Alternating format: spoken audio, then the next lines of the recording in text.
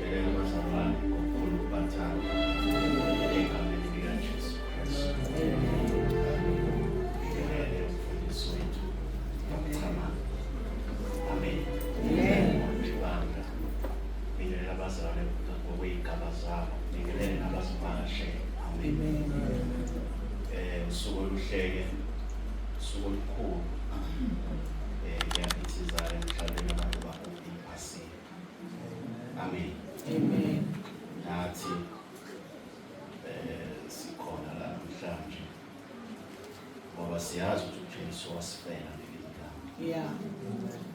Lokho ukuthi uJesu wasifela ukubonakalisa ukuthi namhlanje sila singahle sinje. Amen.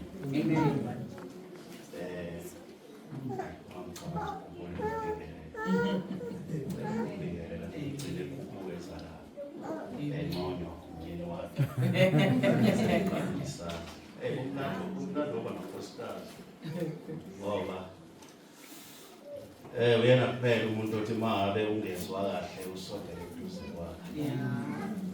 uNkulunkulu uyabika indaba kuyena. Kodwa umuntu oyapha eseduze. Ukwazi ukukhuluma into ezwakalayo. Amen. Yile silebazana ngeselana ngalo Matthew 27 verse 46.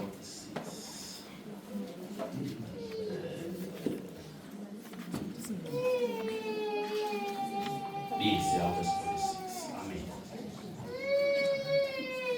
Leyo ngamekhalayo ngikeni eyifunayo mnandi. Yazi ukuthi sonke njengoba sila sinayo i-background yokuya esontweni. Mina eyami-ke ngoba ekhaya kwakunalento kakhulu yakashembe. Sasingekho isithombe sikaJesu ekhaya. Kwakukhona iy'thombe zamakhosi akashembe. Amen. Amen. Ngiyashumayela ngilalela ngisho. Amen.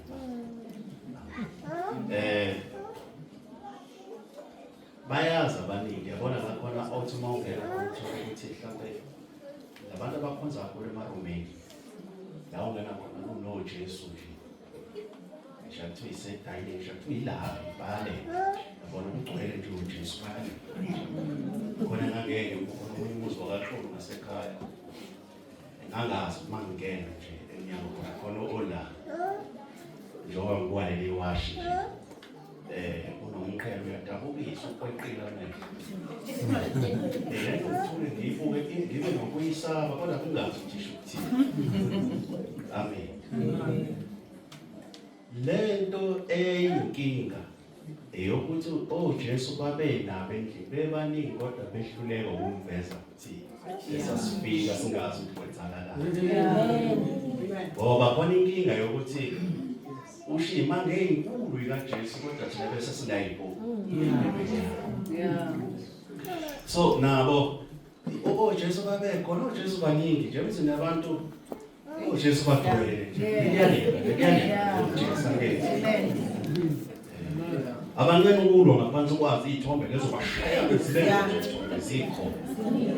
Bona bodwele ngeqhaphani ezinye ziyalengiswa lana bale ngabashayeli ngeyipikile impela kodwa manje ukuthi yini umsebenzi sihlangana nalento akuveli akekho kwazi ukusicacisela.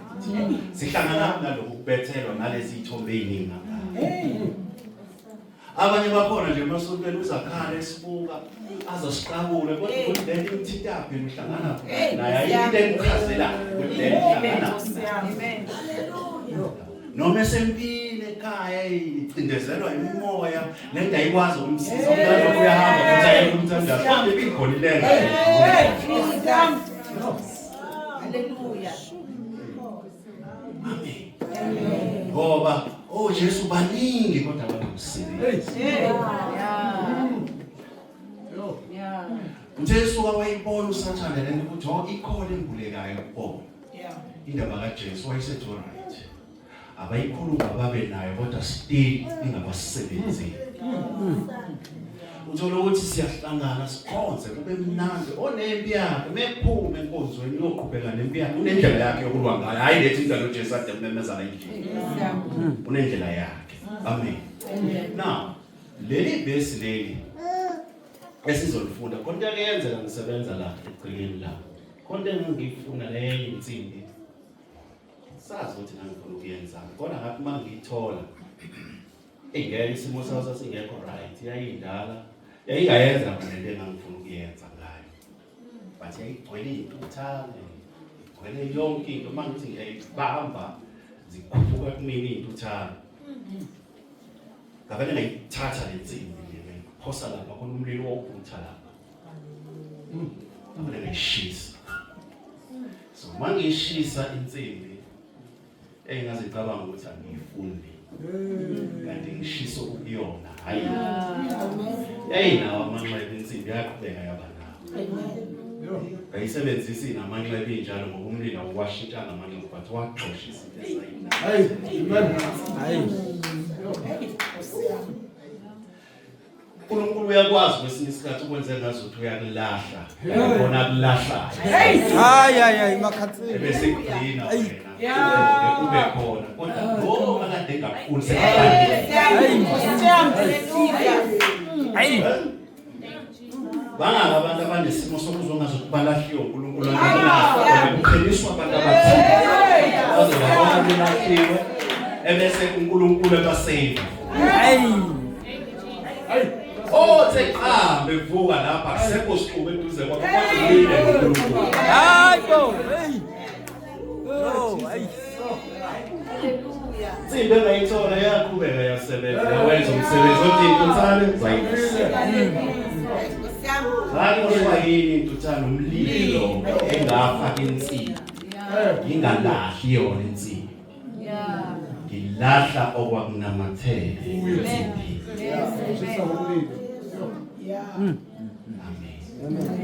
kunezinto kunesimo esizoke sifike ubone ngazuthi ubalekelwa abantu abajwayele ujikelwa abantu bathandayo ungazi ukuthi kwenzakalani badedele basuka abantu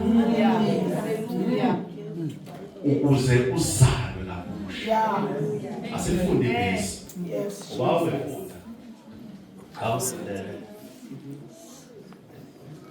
wawufunda noma ufunda yeah ufunda 25 27 yeah 27 46 base Ufunda nje bazalwane Matthew 27 verse 46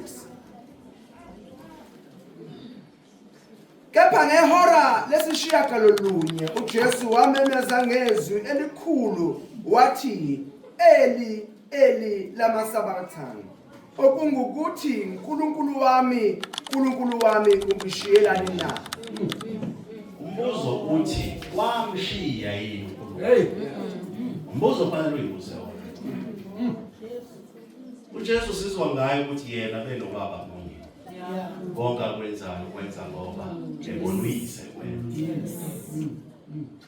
impilo yakhe yonke uJesu ephila oyayiphila ihamba noNkulunkulu uNkulunkulu bengunye azasha athi yena ukhanya olandela yena akasipoza hamba kumnyameni kodwa ngoba nokukhanya hayi ukhanya nje kodwa kokuphila amen sikuzwa ngaye kodwa namhlanje ngalomzuzu lo simuzwa eboneshiwa uNkulunkulu ithi lento ithi khona umzuzu uJesu adlula kuona wokusindwa izono zabantu. Akukugulu kwakungekho. Akukubuhlungu kwakungekho. Asikho isono esasingekho. Abeka abathakatha babengekho. Aweka amasela engekho. Ayikho inhlobo yokuthukwa eyingekho. Akukujikelwa abazalwane ujikelwa abantu kwakungekho. Akukuhlupheka ukuswela ukudla kwakungekho. Akukuphelelwa imali ungazi ukuthi uzoyithatha kwakungekho. Akukuswela nokuthi inhloboni yokuswela yayingekho. Akukuhlupheka kwakungekho. Akukubukeleka phansi kwakungekho. Akukuhletho kwakungekho. Akukuzondo kwakungekho. Konke kwathathwa njengensimbi engayithoma. Wasensimbini eyodwa wasekufaka emlilweni. Ukuze uJesu athi mesevuka avuka isono sibona kodwa siphuthwa amandla. Ngoba kazi ukuthi isono safa. Bathi isono saqhubeka saba khona. Bathi into eyenzeka saphuthwa amandla. Ukuze noma ubani esonweni aye ngokuyikhethela kodwa angayi ngoba ephoqwa isono. Amen. Wonke umuntu onesono manje noma ngathi usindisiwe wenza isono. Yebo ukuzikhethela. Akahlulwanga yiso sona. Kodwa uye engokuzikhethela. Akaphoqwanga isono uqala sasimphoqa umuntu. Kodwa namhlanje isono siphuciwe amandla. Ukuze umuntu azikhethele kuye esonweni.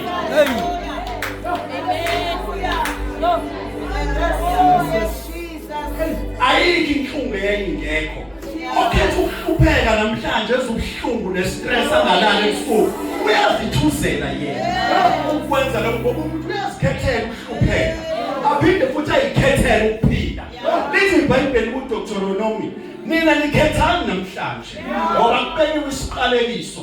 Kwase kubekwa nokuphila. Bathi abantu sikhetha ukuphila, kwathi wahambani ngakho. Umuntu uyazikhethela ukuhlupheka. Umuntu awunamali uyazikhethela ubuhlungu bokuphila naye. Umuntu ukudla konke uyazikhethela. Kodwa uNkulunkulu uKristu ophila. Sinakho konke sikudinga.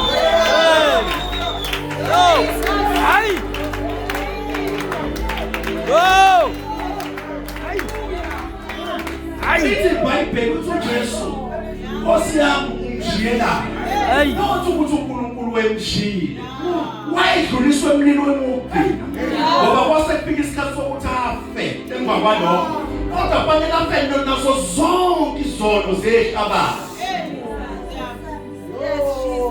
Anazi nina enfile kanye naye. Angeke nisaphile esonweni. Ngoba benifile nambelwa naye naphinde navuswa naye. Bese uPaul ngaphila kanjani? Siyobonga inkosi. Ngokwengathula walushi